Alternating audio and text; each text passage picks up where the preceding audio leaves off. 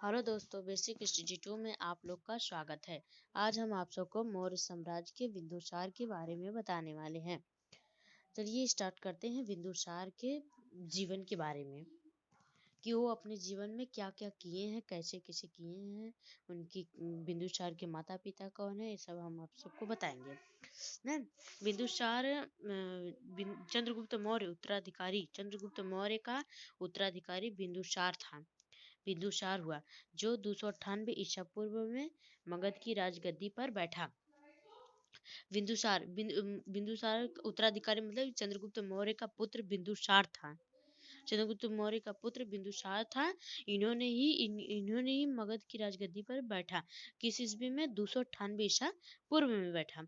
इसे मतलब बिंदुसार को अमित्र घात के नाम से जाना जाता है। अमित्र घात का अर्थ है शत्रु विनाशक।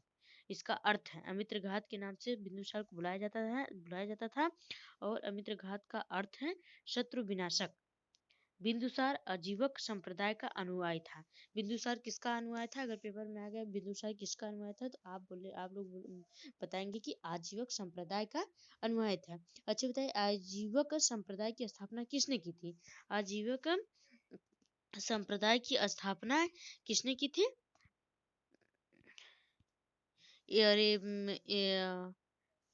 मखली पुत्र गोशाल ने की थी। किसने की थी? यहाँ पे मखली पुत्र और गोशाल ने की थी।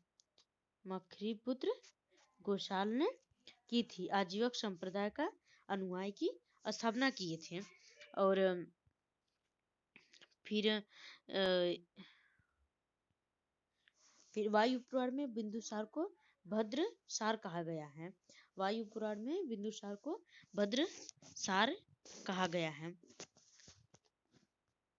फिर स्ट्रम्बो के अनुसार सीरियस नरेश ने एंटियोकोस ने बिंदुसार के दरबार में डायमिकस नामक राजदूत भेजा। इसे ही मेगास्थनीज का उत्तराधिकारी माना जाता है।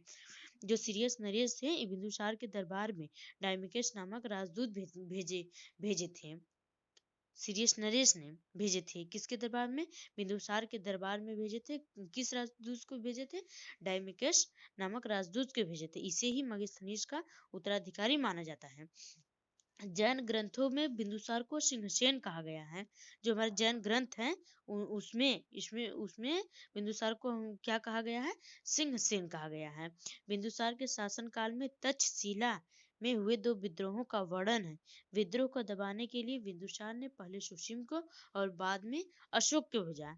अच्छा, तो ये जो अशोक है, अशोक और सुसीम के पिता बिंदुसार हैं। और अशोक की माता का क्या नाम था? अशोक की माता का नाम हमारा सुभद्रांगी था। क्या था? सुभद्रांगी था।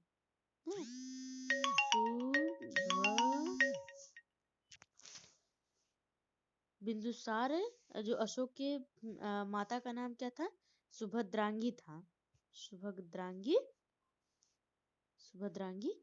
था।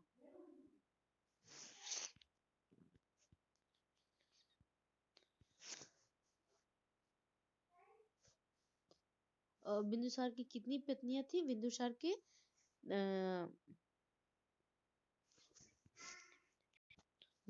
के 3 पुत्रियां थी। पुत्रियां नहीं, 3 पत्नियां थी। सॉरी, बिंदुसार के 3 पत्नियां थी। और जो बताइए बिंदुसार का उत्तराधिकारी कौन था? बिंदुसार का उत्तराधिकारी कौन बना? बिंदुसार के उत्तराधिकारी कौन बना? अशोक बना। कौन बना? अशोक बना।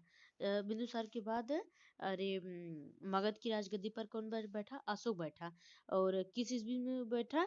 269 ईसा पूर्व में मगध की राजगद्दी पर बैठा। और इनकी माता का नाम क्या था? सुभद्रांगी था।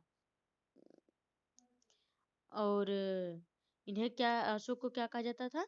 अवंती का राज्यपाल था। जिस समय इन्होंने मगध की राजगद्दी पर बैठा उस समय ये अवंती का राज्यपाल थे। अशोक क्या थे? अवंती का राज्यपाल थे जिस समय इन्होंने बैठा। क्या थे? अवंती के राज्यपाल थे। अवंती के अवंती के राज्यपाल थे। अवंती के इन्होंने राज्यपाल थे।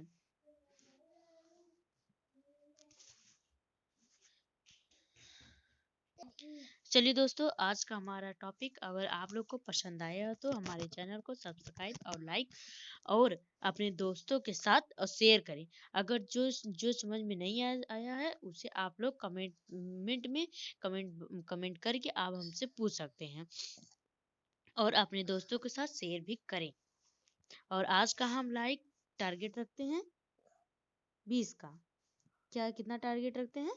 20 का मेरा लाइक टारगेट रखते हैं और सब्सक्राइब भी कर लीजिए। और एक हमारा और 6 और 7 के बीच में हम करंट अफेयर्स का वीडियो अपलोड करते हैं, प्रोवाइड करते हैं। और 7 से शाम 7 से 8 के बीच में हम हिस्ट्री प्रोवाइड करते हैं। बोला जी बच्चा।